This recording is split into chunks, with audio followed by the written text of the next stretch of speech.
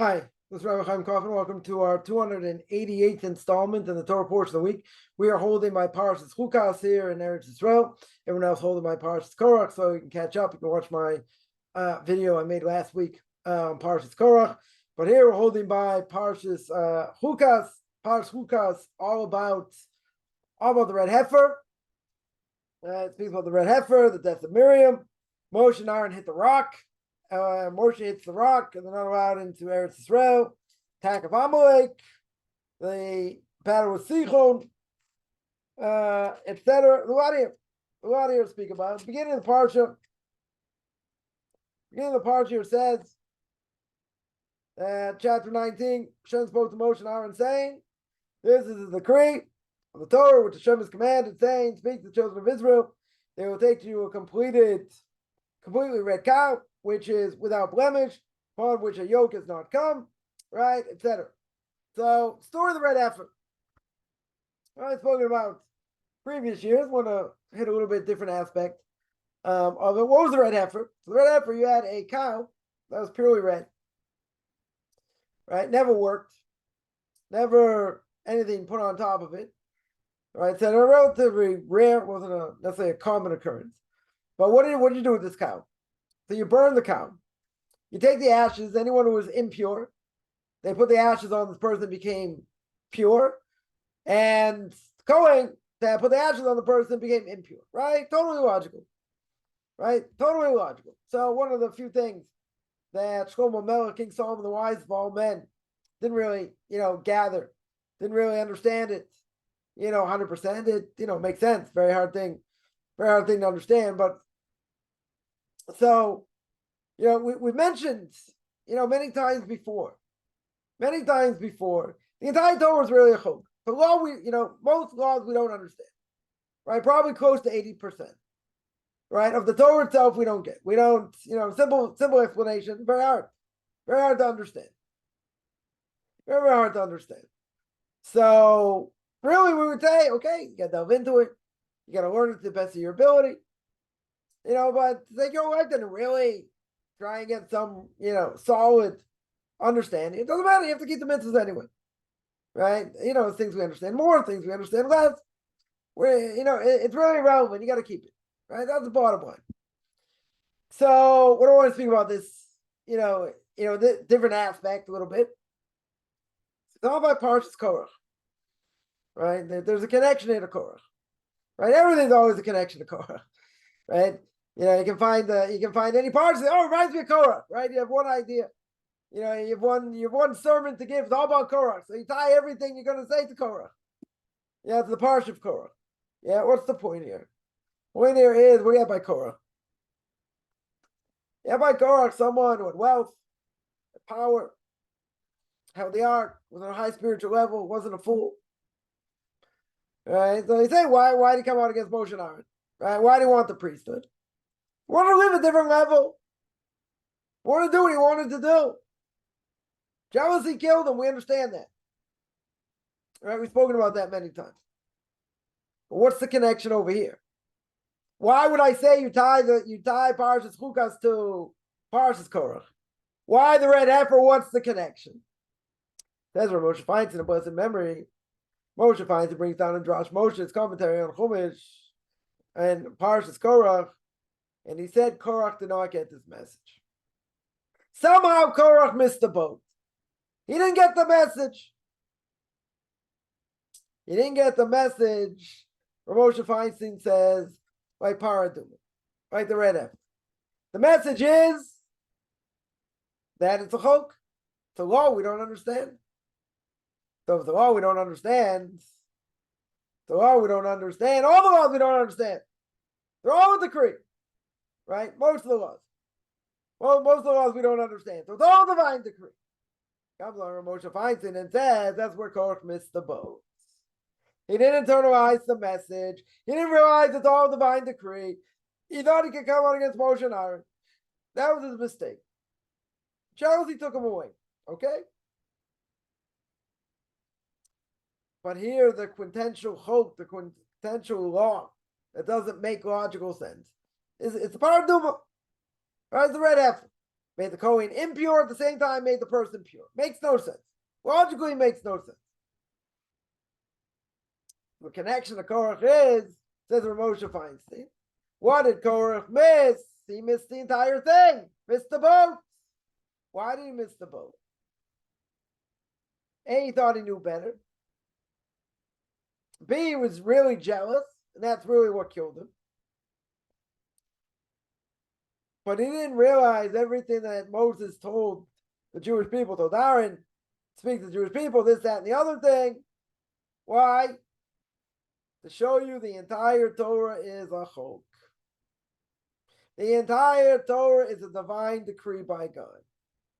Now, we have to understand it. That's why we have running commentary. We have oral law. I have to listen to the rabbis.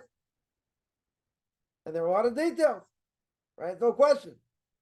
What does the Torah want? The Torah wants me to serve it, really, and serve God, would say better. To serve God, no questions asked. No questions asked. Someone just asked me the following question. Yeah, what are we supposed to say? Why am I suffering? Why, Hashem, you're doing this to me? Is it because it's our sin, our tests, and all that? So I said, you never say that. You never say it. All life is a test. Right? It's all a test. So if everything comes from God, I have to try and understand what's going on. Now, some things I may never understand. Some things may be measure for measure. Some things, because this is what my soul has to go through for whatever reason, still measure for measure. Some things because we did to ourselves. But there are a lot of things that happen in this world we don't know. We cannot make heads or tails, at all. Person, say what happened to me yesterday.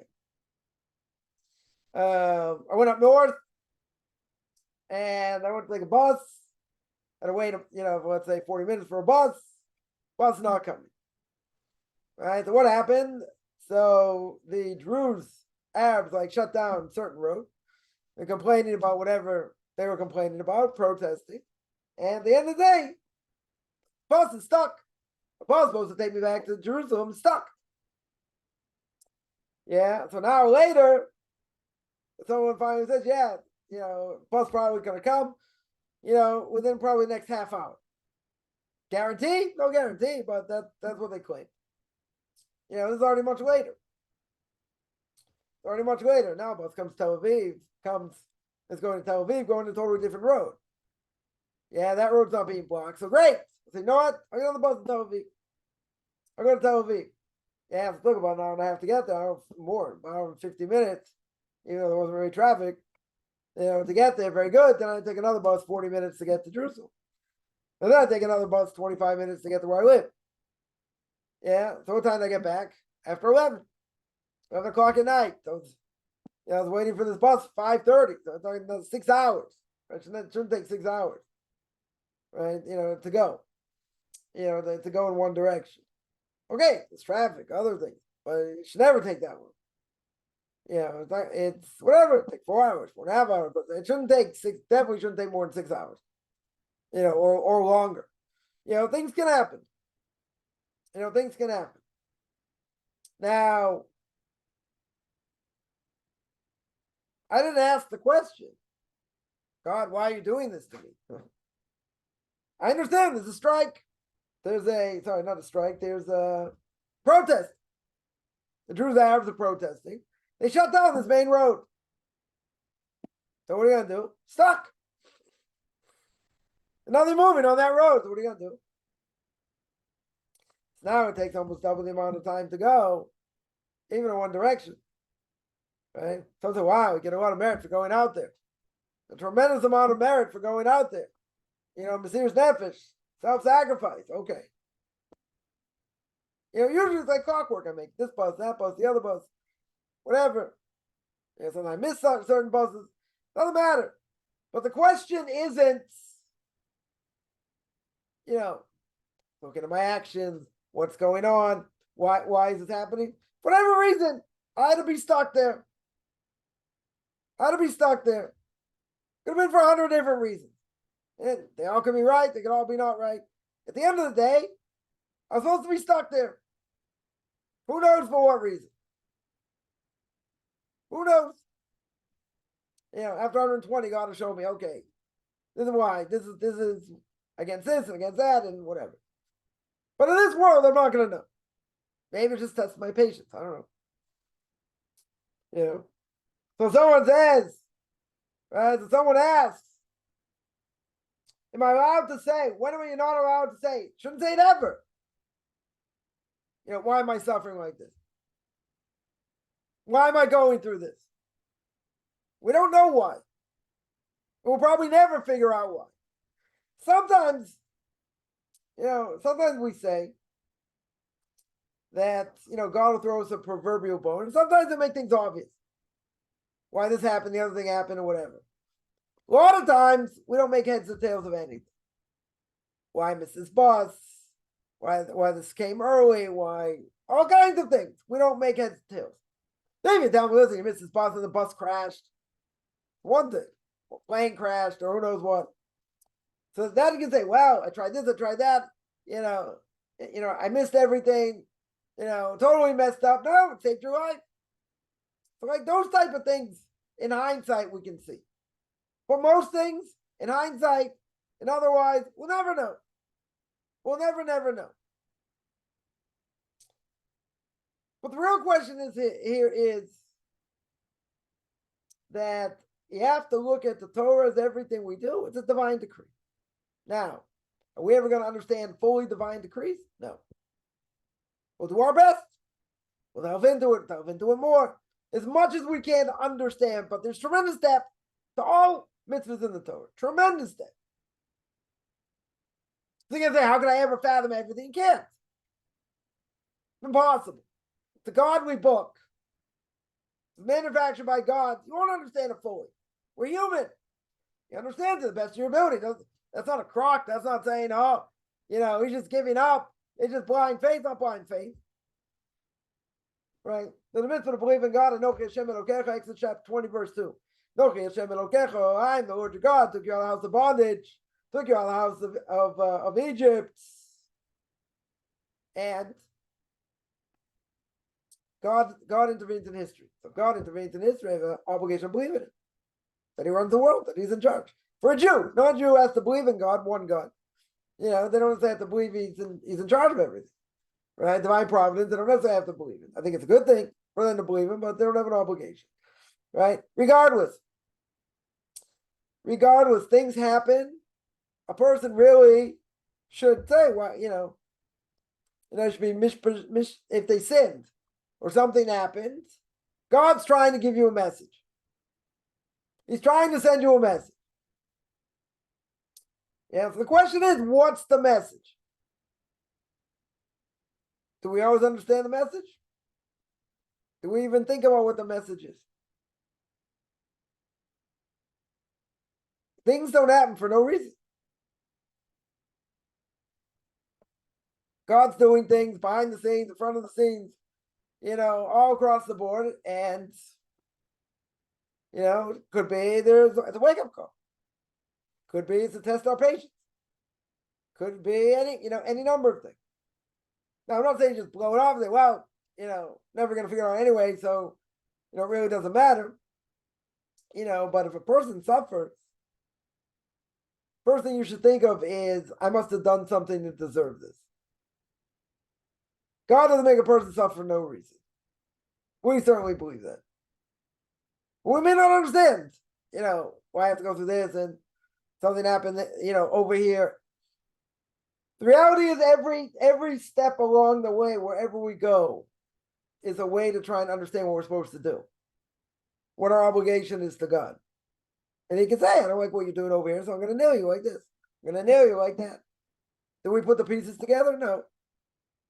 Not necessarily. Sometimes it's easier. Sometimes it's easy to understand.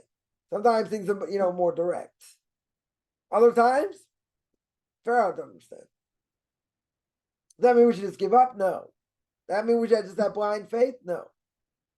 We have to think in the back and front of our mind, everything God does for us is for the good. You can say, but I mean, slapped upside the head. Answer is, we always say, make a list of things you're that are important to you, that you're thankful for. And then think these other things don't matter. But this happened, that happened. True. Got stuck for 6-7 hours. True. You know what? I'm thankful to be home. Thankful to see my wife, see my kids.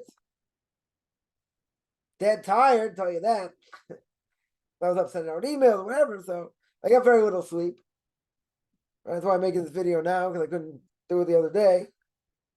Right? But at the end of the, still, then I get up early the next day. I gotta go pray, I gotta go learn. I give a class and other things. And tired. So someone asked me, so why didn't you sleep on the bus? I normally sleep on the bus. Why didn't I sleep on the bus? Because I know exactly where I was going.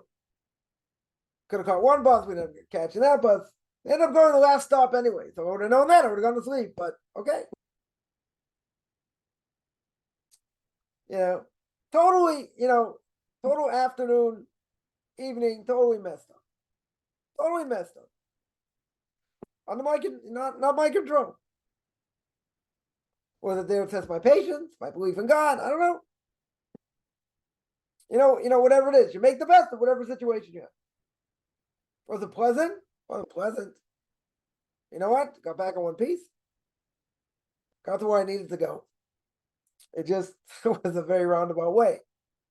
Roundabout way to do it.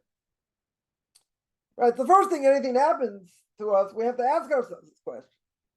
What did I do to deserve it? Not why is God punishing me? It's am I getting the message? We've said many times, God will do something far away from you, get you to think. That doesn't happen, God can hit you in the pocket.